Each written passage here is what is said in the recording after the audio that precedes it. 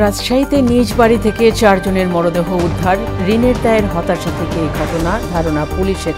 ময়নাতদন্তের জন্য লাশ মর্গে। নির্বাচন বানচালের ষড়যন্ত্র এখনও চলমান। অভিযোগ, বিএনপির নেতাকর্মীদের পাতানো ফাঁদে পা না দেওয়ার আহ্বান। মশার উপদ্রবে অতিষ্ঠ রাজধানীবাসী। সন্ধ্যা নামতেই বেড়ে যায় অত্যাচার। নানা রোগে আক্রান্ত হচ্ছে ভুক্তভোগীরা। ব্যবস্থার আশ্বাস কর্তৃপক্ষের। এবং কারণ ছাড়াই লাগামহীন রাজধানীর নিত্যপণ্যের বাজার। বেশিরভাগ সবজি শতকের ঘরে। সরবরাহ সংকটের অজুহাতে আকাশ ছোঁয়া ডিমের দাম।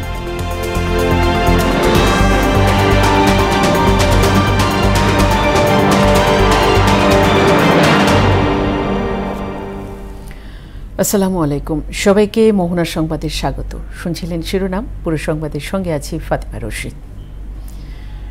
রাজশাহীর বামন শিকর এলাকায় একই পরিবারের 4 জনের মরদেহ উদ্ধার করেছে পুলিশ। শুক্রবার সকালের দিকে ওই এলাকার নিজ বাড়ি থেকে তাদের মরদেহ পাওয়া গেছে। মতিহার থানার ভারপ্রাপ্ত কর্মকর্তা আব্দুল মালিক বিষয়টি নিশ্চিত করেছে। তিনি জানান, মানসিক হতাশাগ্রস্ত এবং ঋণের জন্য এই ঘটনা ঘটতে পারে বলে প্রাথমিকভাবে ধারণা করা হচ্ছে। নিহতরা হলেন মিনারুল ইসলাম, তার স্ত্রী স্বাধীনা বেগম, ছেলে মাহিম এবং মেয়ে মিথিলা। এরই মধ্যে মরদেহ ময়নাতদন্তের জন্য রাজশাহী মেডিকেল কলেজ হাসপাতালের মর্গে পাঠানো হয়েছে। উনি ঋণগ্রস্ত এবং আর্থিক অনটন, এই কথাগুলো লেখা আছে। তো আমাদের সিআইডির ফরেন্সিক টিম এবং পিবিআই ওনারা আসছেন। ওনারা ক্রাইম সিনের আগে ছবি বা আলামতগুলো সংগ্রহ করবে। করার পরে আরও আমরা বিস্তারিত জানতে পারবো যে আসলে অ্যাকচুয়াল কারণটা কি। নির্বাচন বানচালের জন্য ষড়যন্ত্র এখনও চলমান। তাই বিএনপি নেতাকর্মীদের কারো পাতানো ফাঁদে পা না দেওয়ার আহ্বান জানান বিএনপির স্থায়ী কমিটির সদস্য গয়েশ্বর চন্দ্র রায়। আর নির্জন কারাগারে ভুল চিকিৎসা দিয়ে বেগম খালেদা জিয়াকে মৃত্যুর দিকে ঠেলে দেওয়া হয়েছিল বলে মন্তব্য করেন স্থায়ী কমিটির অন্য এক সদস্য নজরুল ইসলাম খান। বলেন, বিএনপির নেতৃত্বেই আবারও গণতন্ত্র পুনঃপ্রতিষ্ঠা হবে। আর স্থায়ী কমিটির অন্য এক সদস্য মির্জা আব্বাস দাবি করেন, ফ্যাসিবাদ আমলে খালেদা জিয়াকে কারাগারে যারা নির্যাতন করেছিল তাদের বিচারের। সকালে নয়াপল্টনে বিএনপি চেয়ারপারসন বেগম খালেদা জিয়ার 81তম জন্মদিন উপলক্ষে দোয়া মাহফিলে যোগ দিয়ে এসব কথা বলেন তারা। বিবেচনা করেই খালেদা জিয়া হচ্ছে জাতির কাছে জাতির অভিভাবক হিসেবে আবির্ভূত হয়েছে। বহুদলীয় এবং সংসদীয় গণতন্ত্র প্রতিষ্ঠার ইতিহাস তার হাত ধরে স্থাপিত হয়েছে। সকল মানুষকে সঙ্গে নিয়ে সংগ্রাম করে এই দেশটাকে, এই দলটাকে এগিয়ে নিয়ে গেছেন, এটা ভাষায় প্রকাশ করা যাবে না। নেত্রীর দীর্ঘায়ু কামনা করব, আশু সুস্থতা কামনা করব। আজকের এই দোয়া মাহফিল সারা দেশবাসী ব্যাপী পালিত হচ্ছে 15ই আগস্ট। এদিকে জনগণের ভোটে ক্ষমতায় এলে 31 দফা বাস্তবায়নের মাধ্যমে বিএনপি দেশকে একটি উন্নত ও সমৃদ্ধ বাংলাদেশ হিসেবে গড়ে তুলবে বলে জানিয়েছেন দলের যুগ্ম মহাসচিব অ্যাডভোকেট আব্দুস সালাম। সে লক্ষ্যে দলের নেতাকর্মীরা ঘরে ঘরে 31 দফা জনগণের কাছে তুলে ধরছে বলেও জানান তিনি। সকালে মুন্সিগঞ্জের মাওয়া বাজারে 31 দফার লিফলেট বিতরণ উদ্বোধন অনুষ্ঠানে এসব কথা বলেন আব্দুস সালাম। দলের প্রান্তিক জনশক্তি উন্নয়ন বিষয়ক সম্পাদক এম এ মালেক এ সময় উপস্থিত ছিলেন।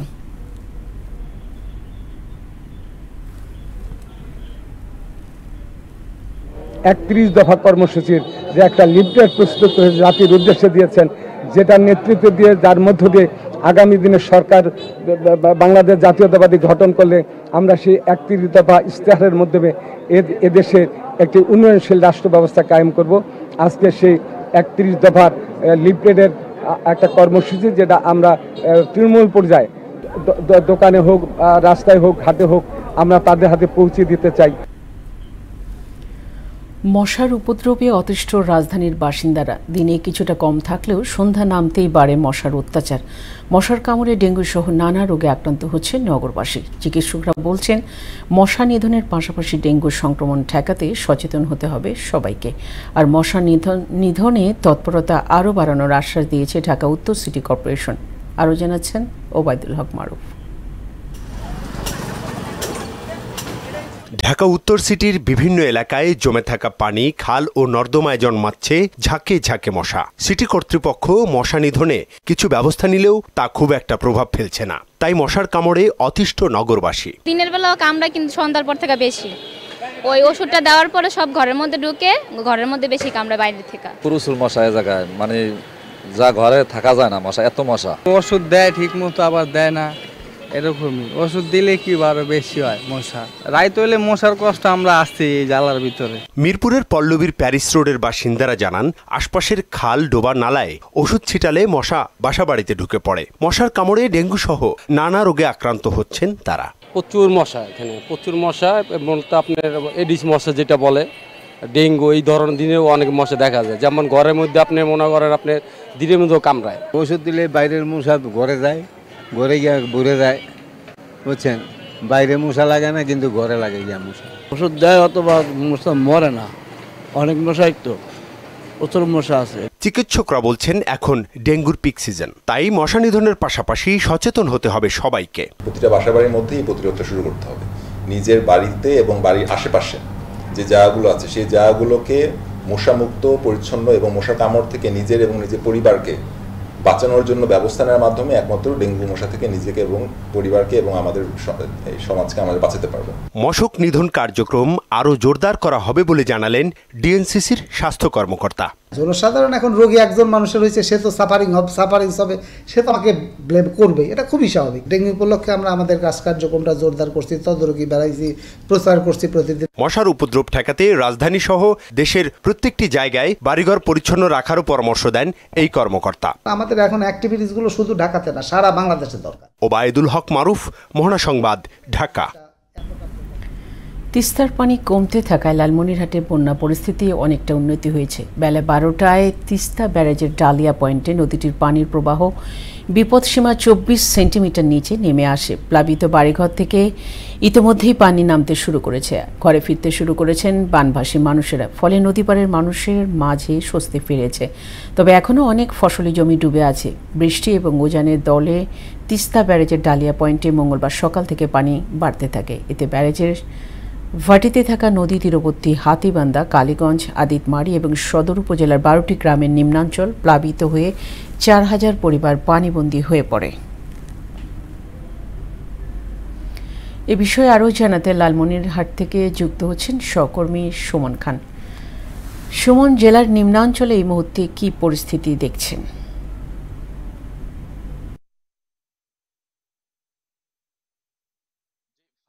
যদি বলি যে আসলে গতকাল কিন্তু রাত পর্যন্ত কিন্তু পানি বিপদসীমার উপর দিয়ে প্রবাহিত হচ্ছিল, প্রায় 18 সেন্টিমিটার উপর দিয়ে। কিন্তু হঠাৎ করে কিন্তু পানি আজ কমিয়ে সকাল 9টায় কিন্তু 23 সেন্টিমিটার এবং দুপুর 12টায় কিন্তু পানি উন্নয়ন বোর্ডের তথ্য মতে 24 সেন্টিমিটার নিচ দিয়ে প্রবাহিত হচ্ছে। এতে করে দেখা যাচ্ছে যে পানি একেবারেই নেমে গেছে। স্বস্তিতে ফিরেছে এই তিস্তাপাড়ের মানুষজন। ইতিমধ্যে আমরা লক্ষ্য করছি যে তারা ইতিমধ্যে ঘর বাড়িতে ফিরতে শুরু করেছে এবং যে ঘর বাড়ির যে কাদামুক্ত বিভিন্ন আবর্জনা তারা কিন্তু সরাই ফেলার চেষ্টা করতেছে এবং পরিষ্কার পরিচ্ছন্নতায় তারা ব্যস্ত রয়েছে। আমি দেখেছি যে আশ্রয় কেন্দ্রগুলোতে যারা ছিল তারা কিন্তু ইতিমধ্যে তাদের ঘরে ফিরেছে। পাশাপাশি আমি পানি উন্নয়ন বোর্ডের সঙ্গে কথা বলেছি। পানি উন্নয়ন বোর্ড আমাকে যেটি জানিয়েছে যে যদি ভারী বৃষ্টি না হয়, এরকম যদি আবহাওয়া থাকে, তাহলে কিন্তু আরো পানি কমে যেতে পারে এই আজকে এবং আগামীকালকের মধ্যে। এতে করে দেখা যাচ্ছে যে বন্যার পরিস্থিতি একেবারেই উন্নতি হবে। আমি জেলা প্রশাসনের সঙ্গে কথা বলছি যে এই বানভাসীদের জন্য যেটি করা হয়েছে সেটা হচ্ছে যারা বানভাসী তাদের জন্য ত্রাণের আওতায় আনা হয়েছে। পাশাপাশি যে আমি বলি যে ফসলি ক্ষেত যে রয়েছে সেই ফসলি ক্ষেত কিন্তু এখনো তলিয়ে রয়েছে। এতে কিন্তু তারা কিন্তু ব্যাপক ক্ষয়ক্ষতির মধ্যে রয়েছে এবং কৃষি বিভাগ যেটি আমাকে তথ্য বলে জানিয়েছেন যে এই কৃষকদের যে ক্ষয়ক্ষতি তালিকা তৈরি করা হয়েছে, তাদেরকে প্রণোদনার আওতায় আনা হবে এবং এই কৃষকদের যতটুকু পুষিয়ে দেওয়া দরকার সেটি তারা সরকারিভাবে চেষ্টা করবে। তো ফাতেমা, এই ছিল লালমনিরহাট থেকে সর্বশেষ খবর আমার কাছে। সুমন, আপনাকে ধন্যবাদ। যৌক্তিক কোনো কারণ ছাড়াই লাগামহীন রাজধানীর নিত্যপণ্যের বাজার। বেশিরভাগ সবজির শতকের ঘর ছাড়িয়েছে। 65 টাকার পেঁয়াজও কদিনের ব্যবধানে সেঞ্চুরির পথে, আর 1 মাসেরও বেশি সময় ধরে ডাবল সেঞ্চুরিতে কাঁচা মরিচ। এদিকে সরবরাহ সংকটের অজুহাতে ডজনে ৩০ টাকা বেড়েছে গরিবের আমিষ ডিমের দাম। আর ভরা মৌসুমেও বরাবরের মতোই নাগালের বাইরে ইলিশ। এমন পরিস্থিতিতে বাজার তদারকি জোরদার করার দাবি ভোক্তাদের। বাজার ঘুরে আরও জানাচ্ছেন উষা ফেরদৌস। রাজধানীর বাজারে বেশিরভাগ সবজি শতকের ঘরে। বেগুন টমেটোর কেজি 150 টাকার ওপরে। মাস পেরিয়ে গেলেও কমছে না কাঁচামরিচের ঝাল। নিত্য ব্যবহার্য এই পণ্যটি এখন বিক্রি হচ্ছে 200 থেকে 240 টাকা দরে। বাজার যে অবস্থা, ওই যে 14টা 15টা সংস্কার করছে, রেজাল্ট তো কিছুই না। এখন ওগুলি বাদ দিয়ে বাজারটা সংস্কার করতে বলেন। আর্থিক প্রতিষ্ঠানগুলো ছাড়া তেমন কোনো কিছুই সংস্কার হয় না। বাকি যা ছিল সে আগের সময় যা ছিল এখনো তাই আছে। এদিকে সেঞ্চুরি হাঁকাচ্ছে পেঁয়াজ। রাজধানীর বাজারে দেশি পেঁয়াজের দাম প্রতি কেজি 85 থেকে 90 টাকা। এক সপ্তাহ আগেও যা ছিল 60 থেকে 65 টাকা। পেঁয়াজের দাম তো মনে করেন যে 60 টাকা ছিল, 70 টাকা ছিল, কিন্তু সেটা বাড়তে বাড়তে এখন মনে হয় 80, 90 বা তারও পার হয়ে যাচ্ছে। একবারে নিচের লেভেল রয়েছে 75 আর উপরে ব্যস্ত আছে 90, 80। অন্যদিকে কোনো কারণ ছাড়াই অস্থির ডিমের বাজার। মাত্র 10 দিনের ব্যবধানে গরিবের আমিষখ্যাত পণ্যটির দাম ডজনে 20 থেকে 30 টাকা বেড়ে প্রতি ডজন বিক্রি হচ্ছে 150 টাকায়। তবে ব্রয়লারের দাম 170 থেকে 180 টাকায় স্থিতিশীল আছে। বলার মুরগি তো মানে মিডিয়াম লোকেরা আসে, বলাটাই চলে আর কি। এটা দাম বাড়লে তো একটু সমস্যা হয়। ডিম বাইরে ডিমের দাম কষ্টই আমার বেশি হয়। ডিমের আমদানি কম, খাচ্ছে বেশি, এই জন্য একটু দামটা বেশি আর কি। আর ভরা মৌসুমেও লাগামহীন রয়েছে ইলিশের দাম। 1 কেজি ওজনের প্রতিটি ইলিশ বিক্রি হচ্ছে 2500 টাকায়। দেশি মাছ তো বরাবর অনেক আগে থেকে দাম বেশি, কিন্তু এখন চাষের মাছগুলোর দাম বাড়তি। বাজার মনিটরিং এর জন্য সরকার যাদেরকে দায়িত্ব দেয়, আমরা নিজেরাই কারাপ্টেড। সে তো বাজার মনিটর করতে পারতেছে না, এবং কি ভ্রাম্যমাণ আদালত এটা সে পরিচালনা করে সে যে দ্রব্যমূল্যের দামটা কমাবে সেই ব্যবস্থা তা সে নিচ্ছে না। বাজার নিয়ন্ত্রণে তদারকি বাড়ানোর দাবি জানিয়েছেন ভোক্তারা। উষা ফেরদৌস, মোহনা সংবাদ, ঢাকা। 15 বছর ধরে সংস্কার হয় না চট্টগ্রামের চাঁদগাঁওয়ের আবু তালেব সারাং রোড সহ দেওয়ান মহসিন ও এল খান সড়ক। এতে সড়কগুলোতে বৃষ্টি হয়েছে, অসংখ্য খানাখন্দ, ভেঙেছে ড্রেনেজ ব্যবস্থা। ফলে সামান্য বৃষ্টিতেই পানি চলাচলের অনুপযোগী হয়ে পড়ায় বিপাকে চলাচলকারীরা। দ্রুত রাস্তাগুলোর সংস্কারের আশ্বাস দিলেন সিটি মেয়র। রিয়াজউদ্দিনের প্রতিবেদন, জানাচ্ছেন সিফাত রহমান জেসি।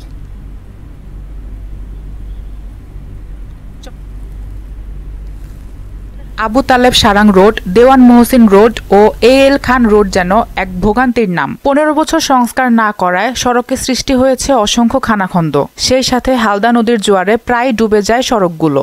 ড্রেনেজ ব্যবস্থা ভেঙে যাওয়ায় ড্রেনে পড়ে আহত হয়েছেন অনেকেই। দৈনিক এই নালাতে 3 থেকে 4 জন মোটামুটি অ্যাক্সিডেন্ট করতেছে, কেউ না কেউ একজন করতেছে, কিন্তু আমাদের দুর্ভোগ শেষ হচ্ছে না। সকাল আমরা জুমার সময় মসজিদে নামাজ পড়তে পারি না, আমরা আধা ঘন্টা কোনো রকম মসজিদে থেকে বের হয়ে যেতে হয়, কারণ মসজিদ পর্যন্ত কি পানি চলে যাচ্ছে। এই যে আমাদের রাস্তাটা যে অবস্থা, আজকে আমরা হয়তো বা বৈষম্য শিকার না হই বা কোনো কিছু শিকার হচ্ছি, যার কারণে আমরা আজকে এই অবস্থা।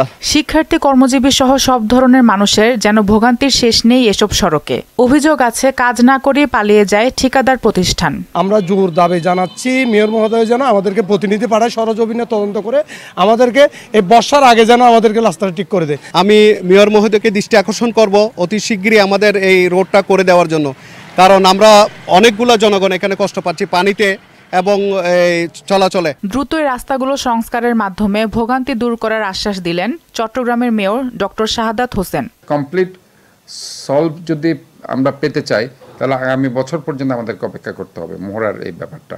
আর রাস্তাঘাটের যেটা সিটি কর্পোরেশনের কাজ, ইনশাল্লাহ আমি দ্রুত এই দেওয়ান মহসিন রোডটা আমরা কাজ শুরু করে দেব। আর যেটা এলখানের ব্যাপারে বলেছি, ঠিকাদার যেহেতু পালিয়ে গেছে, আমরা তাকে আবার ট্রাই করব, তাকে আনার জন্য। যদি না পারি আমরা নতুন আঙ্গিকে সেটা কাজ শুরু করে দেব। মোহরার 3 সড়ক সংস্কারের আশ্বাসের শীঘ্রই প্রতিফলন দেখতে চান স্থানীয়রা। তাদের দাবি, মেয়রের দেওয়া আশ্বাস যেন কাগজে কলমে আটকে না থেকে দ্রুত বাস্তবে রূপ নেয়। সিফাত রহমান জেসি, মোহনা সংবাদ।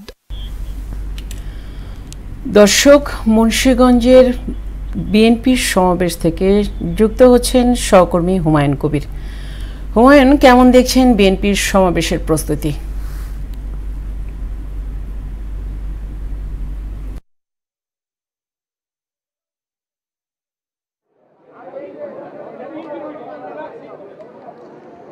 ফাতেমা, আপনি জানেন যে আজকে দেশনেত্রী বিএনপি চেয়ারপারসন বেগম খালেদা জিয়ার অর্থাৎ জন্মবার্ষিকী, এই জন্মবার্ষিকী উপলক্ষে অর্থাৎ মুন্সিগঞ্জের যে লোহজং উপজেলার খিদিরপাড়া ইউনিয়ন, সেখানে অর্থাৎ এখানে আলোচনা সভা ও দোয়া মাহফিলের আয়োজন করা হয়েছে। আমরা দেখেছি সকাল থেকে আমরা দেখেছি যে বিএনপির যুগ্ম মহাসচিব অ্যাডভোকেট আব্দুল সালাম আজাদ, উনি অর্থাৎ মুন্সিগঞ্জ 2 আসনের অর্থাৎ বিভিন্ন জায়গায় অর্থাৎ লোহজং এবং টুঙ্গিপাড়া বিভিন্ন জায়গায় কিন্তু উনি গিয়েছেন, গণসংযোগ করেছেন, লিফলেট বিতরণ করেছেন, তারেক রহমানের যে 31 দফা বাস্তবায়নের লক্ষ্যে কিন্তু কাজ করেছেন। কিন্তু সর্বশেষ আমরা যেখানে আছি বিকেল এখানে জনসমাবেশ করার কথা রয়েছে। ইতিমধ্যে অর্থাৎ বিভিন্ন ইউনিয়ন থেকে কিন্তু লোকজন এসেছে। আমরা এখানে যদি কথা বলার চেষ্টা করবো, এখানে যারা আছেন, অতিথি যারা আসছেন আজকে, অর্থাৎ এই সমাবেশের যে আয়োজন সেই সম্পর্কে আপনার কাছ থেকে আমরা কিছু জানতে চাই।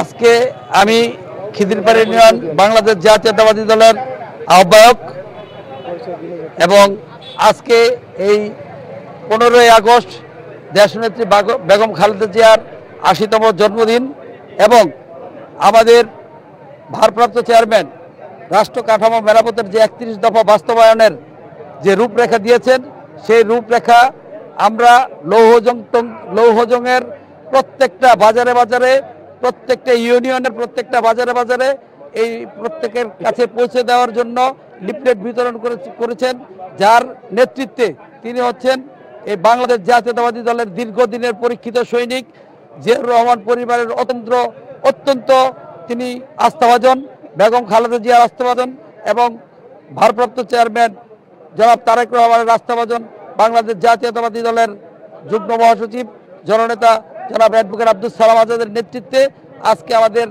এই লিফলেট 31 দফা বাস্তবায়নের লিফলেট বিতরণ এবং বেগম খালেদা জিয়ার জন্মদিনের যেই দোয়ার অনুষ্ঠান, সেই অনুষ্ঠানে আমরা সমবেত হয়েছি। তবে এখানে ধন্যবাদ। আসলে সময় স্বল্পতার কারণে আপনার পুরো কথা নিতে পারছি না। এই যে তারেক রহমানের ঘোষিত যে 31 দফা বাস্তবায়নের মাধ্যমে কি অর্থাৎ বাংলাদেশকে উন্নত সমৃদ্ধশালী দেশ হিসেবে গড়ে তোলা সম্ভব কিনা, আপনি কি মনে করেন? ইনশাল্লাহ আশা করি আমাদের ভারপ্রাপ্ত চেয়ারম্যান আমাদের বহু দূর থেকে নির্দেশনা দিতেছেন। আপনারা সকলে জানেন, যারা মিডিয়া ভাইয়েরা আছেন তারা কি বলতেছে, ঘরে ঘরে বার্তা পৌঁছায় দেওয়ার জন্য 31 দফা দাবি কিভাবে কি করতে হবে না করতে আপনারা সকলে মিডিয়া ভাইয়েরা জানতেছেন। আশা করি আমাদের নির্বাচনেরও ডেট হয়ে গেছে জানতেছেন, বেশি বাকি নাই। আল্লাহ রহমতে ভারপ্রাপ্ত চেয়ারম্যান আমাদের যে দিক নির্দেশনা দিতেছেন, আমরা সেই অনুযায়ী কাজ করতেছি। ধন্যবাদ।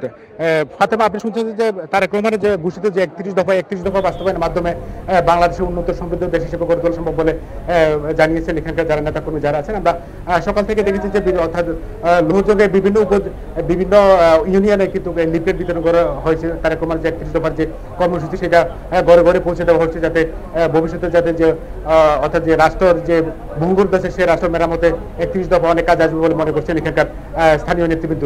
তো ফাতেমা, লোহজং ছিল আমার কাছে সর্বশেষ। আপনাকে ধন্যবাদ। আন্তর্জাতিক প্রসঙ্গ।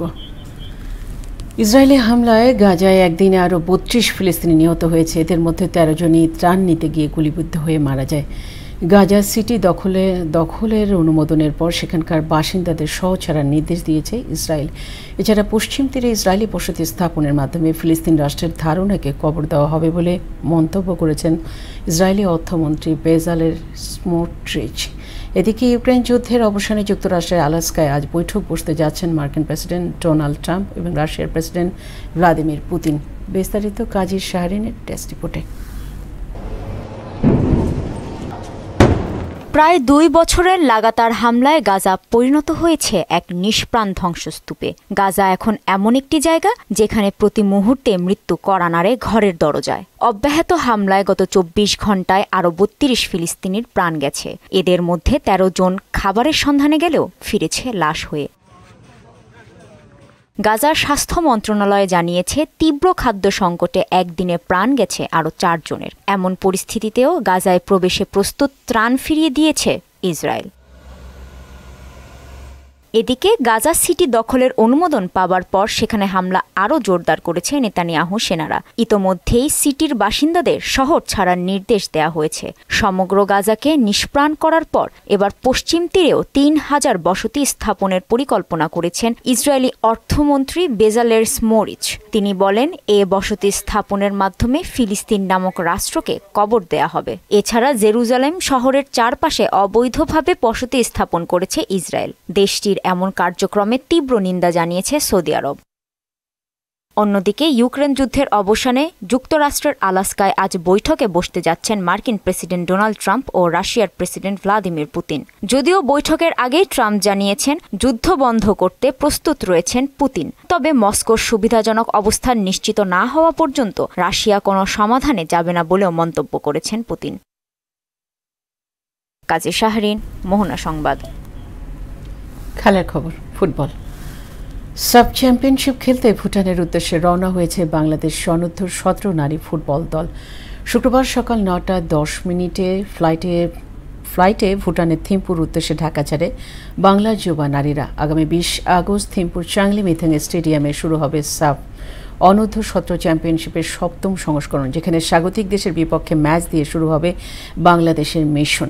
রাউন্ড রবিন পদ্ধতিতে হবে এবারের টুর্নামেন্ট, যেখানে অংশগ্রহণকারীরা 4টি দলই একাধিকবার পরস্পরের মুখোমুখি হবে এবং সবচেয়ে বেশি পয়েন্ট অর্জনকারী হবে চ্যাম্পিয়ন দল। শেষ করব মোহনা সংবাদ, যাবার আগে শিরোনামগুলো আরও একবার।